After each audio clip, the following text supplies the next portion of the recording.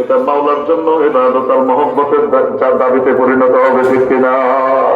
শয়তানের ফান্দে পা দেওয়া যাবে?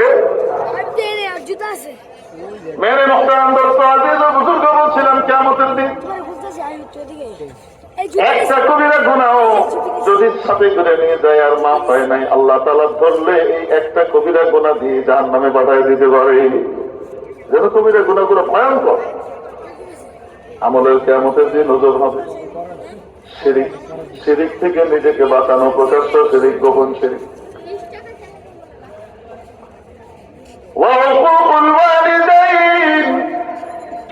মা বাবার অবাধ্যতা করে, নাফরমানি করে, মা বাবাকে কষ্ট দেওয়া, এটা এমন জঘন্য জঘন্য জঘন্য পাপে বড় কবিরা গুনাহ।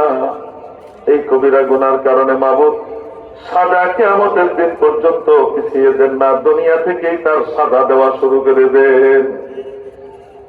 দুনিয়াতেই আল্লাহ তার রিজিককে তং করে দেন এবং বাবা মার বদয়া যার উপরে পড়ে সে দুনিয়া থেকে অপমানিত হয়ে যায়। অপমানের রিজিক তার জন্য আল্লাহ বরাদ্দ করে।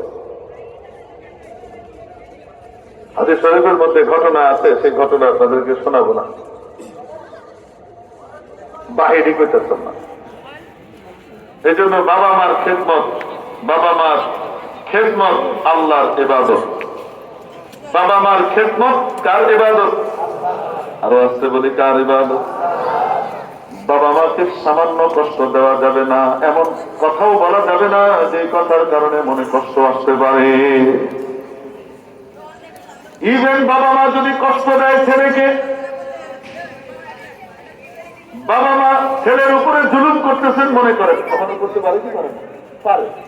অনেক সময় হয়, কোন ছেলের প্রতি মায়া একটু বেশি হয়, কোন ছেলের প্রতি, সবার প্রতি মায়া আছে, কোনটা আবার কাম করতে খুব ভালো দিতারে, এটা যে আর ভিতরে উস্কাইছে তো বাপ মা একটু খেপে গিয়ে তার উপরে উল্টা অ্যাকশন নিছে, হইতে পারে কি পারে না?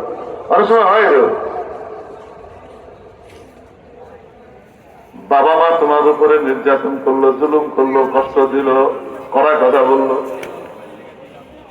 তার বিপরীতে তুমি বাবা মাকে ইস উফ এতটুকু বলো না।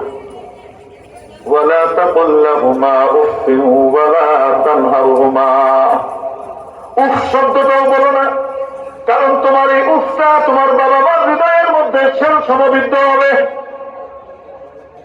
বাবা মার সন্তানের সম্পর্ক হলো লাউ আর দাওয়ের মতো।